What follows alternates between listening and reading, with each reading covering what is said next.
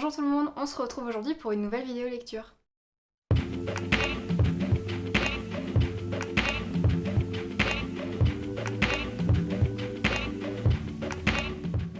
Aujourd'hui je fais le bilan, comme depuis 2 ans, en fin de mois d'août, de mon littératon féminin.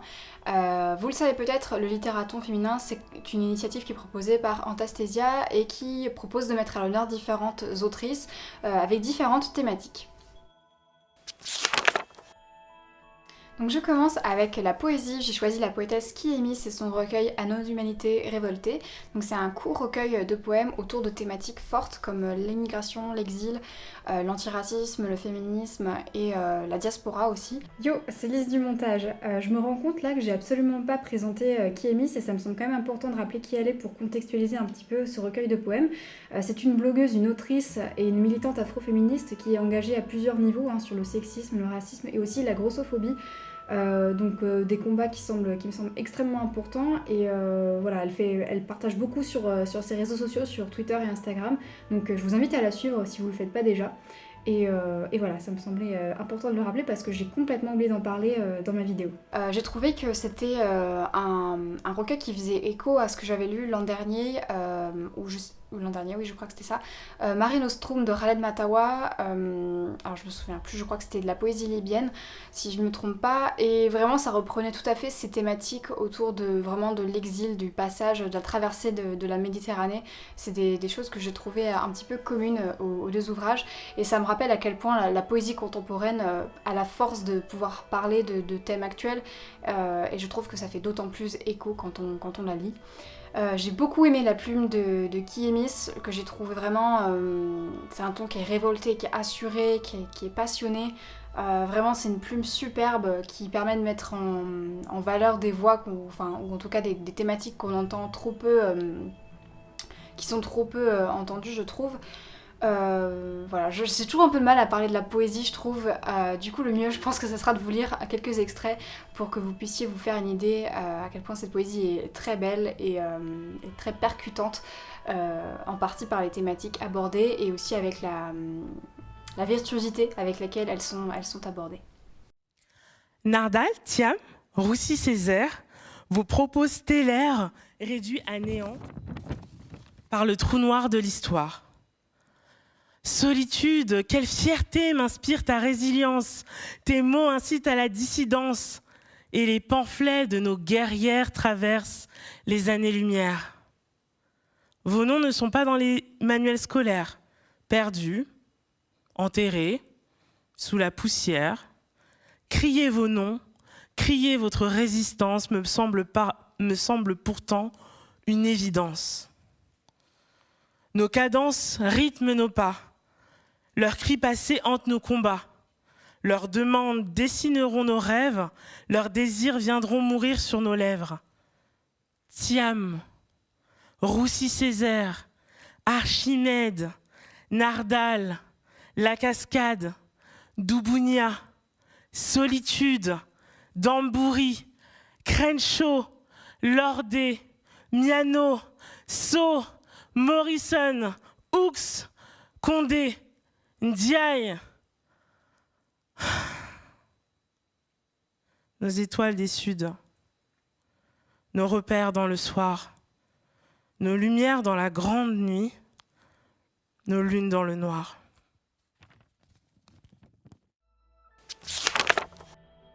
Pour la fantasy, j'ai choisi Qui a peur de la mort d'Nnedi Okorafor. Alors c'est une autrice qui est américano-nigériane et qui choisit ici de placer l'action de son livre dans une Afrique post-apocalyptique. Alors la région n'est pas précisément nommée mais visiblement ça se passerait dans le Soudan, je suis pas sûre à 100%, il me semble avoir vu ça quelque part. On va suivre Onyesonwu.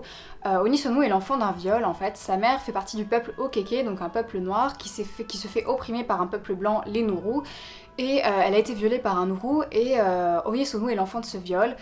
Donc elle a la peau et les cheveux couleur sable et se fait donc rejeter par les Okeke. C'est une enfant donc qui est pleine de rage, pleine d'espoir et qui va vite découvrir qu'elle possède en fait une magie très puissante qui lui permet de voyager dans le monde des esprits. Et à partir du moment où elle va découvrir ses pouvoirs, elle va se rendre compte qu'il y a une présence menaçante qui est censée être en train de l'observer, qui semble vouloir lui nuire, et elle va chercher à comprendre qui est cette force oppressante et à la combattre. Donc comme j'expliquais, dans ce livre, il y a 2 peuples principaux. Alors il y en a d'autres, ce sont les Nuru et les Okeke qui se combattent, mais ce sont principalement les Nuru qui exercent une oppression très forte sur les Okeke en les asservissant et en violant leurs femmes. Donc c'est un livre qui aborde des thématiques qui sont très fortes, vous pouvez vous en douter. Le viol est vraiment un élément central du livre puisqu'il fait partie de l'identité même de l'héroïne, et je trouve que c'est pas habituel qu'on trouve ce genre de thématique en fantasy en tout cas. Ça parle également de génocide, de racisme, de colonialisme, également des traditions patriarcales que l'héroïne va devoir confronter et affronter tout le long du roman.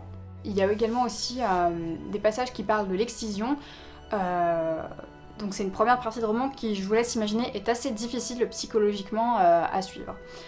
Donc, en faisant tout ça, Nnedi Okorafor, elle cherche vraiment à placer son œuvre avec des thématiques très importantes, donc des thématiques féministes, comme je le disais, anticolonialistes et antiracistes. Pour moi, c'est vraiment le point fort de l'ouvrage, avec en plus une héroïne qui va du coup aller contre tous ces dictats, qui est pleine de rage, qui est imprévisible et qui est très puissante. Donc c'est vraiment un point fort pour moi de ce roman.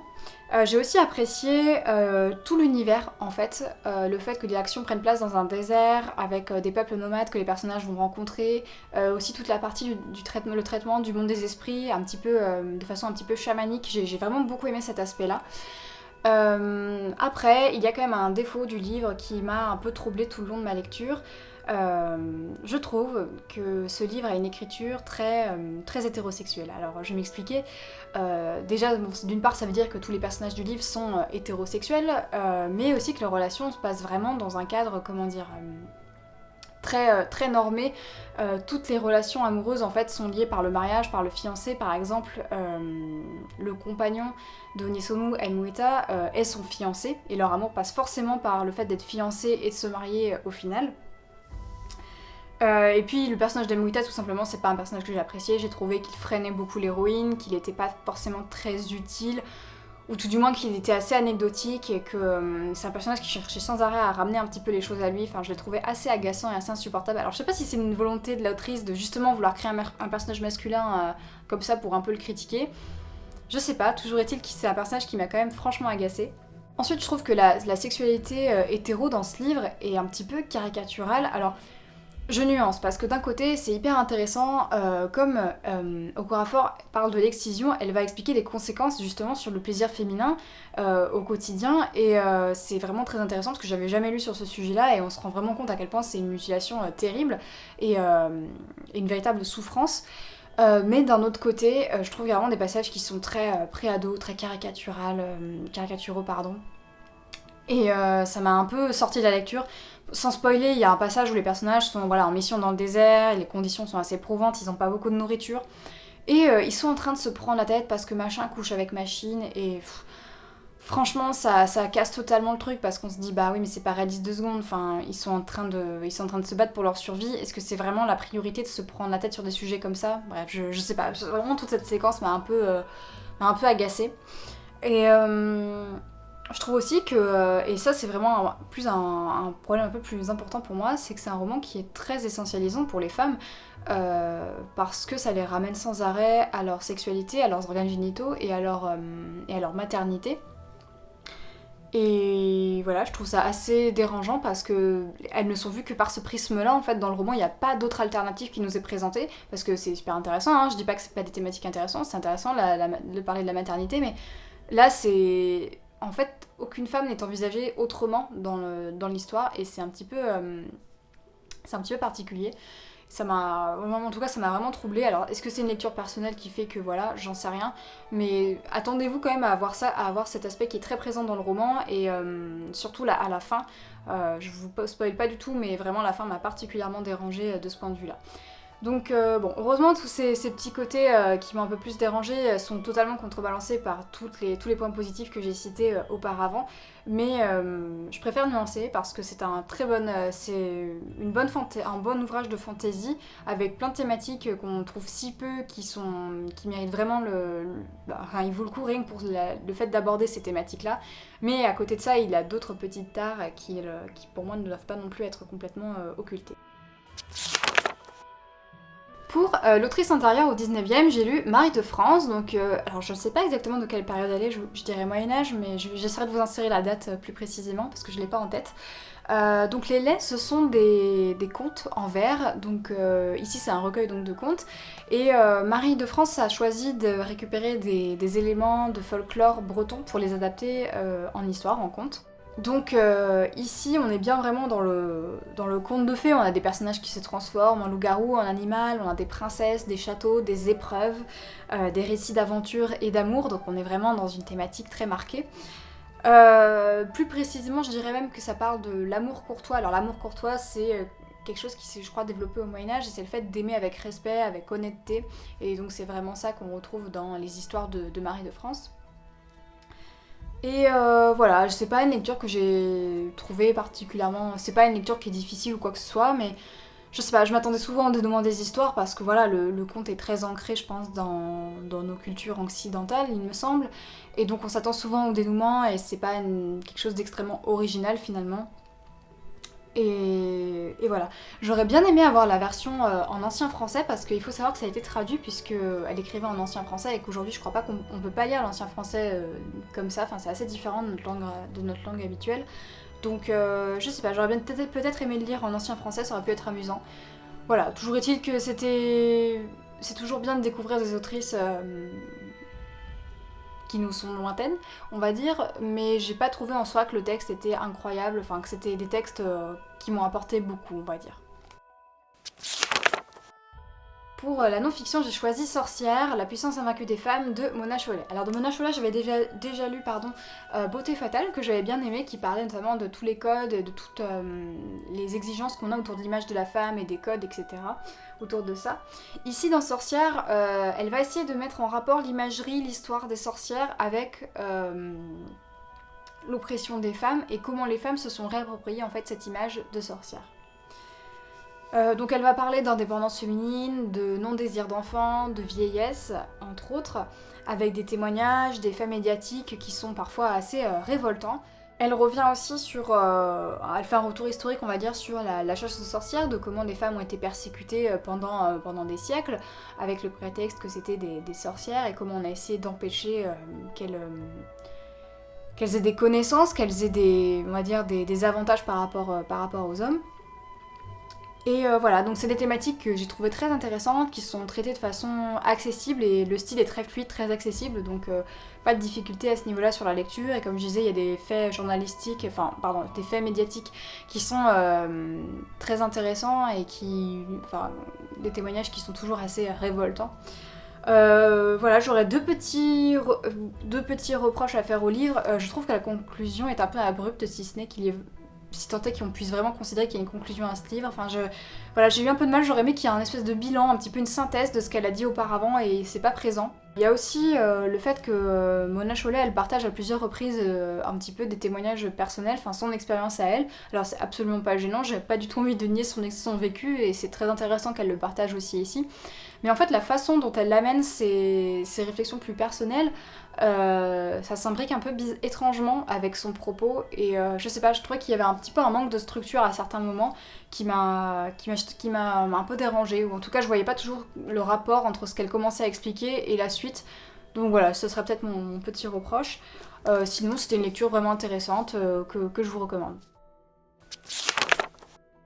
Pour l'autrice étrangère, j'ai choisi Elsa Morante avec Le Châle andalou et autres nouvelles. Donc c'est un ouvrage qui est constitué en tout de 3 nouvelles qui sont axées autour de la thématique un petit peu de l'enfance, de l'émerveillement et de l'insouciance qui sont un petit peu associés à cette période-là, en opposition au monde adulte qui est beaucoup plus cruel. Alors j'appréhendais un petit peu cette lecture parce que, comme vous le voyez, c'est une édition bilingue, j'essayais un petit peu de le lire en italien.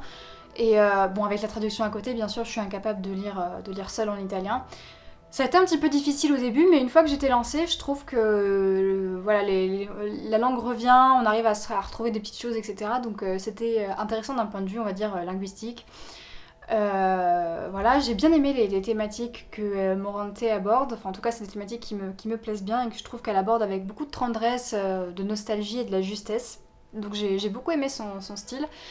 Pour parler un peu plus en détail de la nouvelle la plus importante de ce recueil, c'est Le Châle andalou. Donc c'est l'histoire de Andrea, c'est un petit garçon dont la mère est danseuse et qui souhaiterait devenir vraiment une ballerine étoile, hein, je crois que c'est comme ça qu'on dit.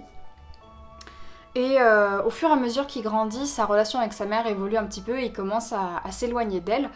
Alors j'aime beaucoup parce que en parlant de ça, elle parle non seulement de l'enfance, du fait de grandir, que de l'évolution des sentiments, mais elle parle aussi de la difficulté de réaliser un rêve pour sa mère, de la vieillesse des femmes aussi, qui est vraiment traitée avec, qui est vue avec, perçue avec beaucoup de cruauté et qu'on ne pardonne pas en fait, qu'on rejette alors que voilà, ça fait partie de la vie. Et puis voilà, donc ça explique un petit peu toute la conflictualité en fait, entre cette mère et son fils. Ce fils donc qui grandit, qui s'éloigne de sa mère, on a un peu du mal à le comprendre et sa mère non plus n'arrive pas à comprendre pourquoi il réagit comme ça. Et ça m'a rappelé beaucoup un film italien également de Luigi Comencini, ça s'appelle L'Incompris. Et ça raconte l'histoire d'un petit garçon qui s'appelle Andrea également, qui vient de perdre sa mère et qui est en plein deuil, en plein chagrin, mais qui n'arrive pas ou plus à communiquer avec son père, et son père du coup le croit insensible. Je trouve vraiment que les deux histoires ont pas mal de points en commun, notamment entre l'incompréhension entre le monde de l'enfance et des adultes. Et ouais, L'Incompris est vraiment un film magnifique, moi j'avais beaucoup aimé, ça m'avait énormément touchée. J'ai beaucoup aimé Elsa Morante, j'ai vraiment apprécié son style, et j'essaierai de lire des romans d'elle parce que je suis curieuse d'en savoir un petit peu plus. Je vais juste terminer, conclure avec Le blé en herbe de Colette. C'est le premier livre de Colette que je lis, ça fait très longtemps que je voulais découvrir cette autrice et j'ai vu récemment un documentaire assez sympathique sur elle qui passait sur Arte je crois et qui est disponible en replay sur leur site.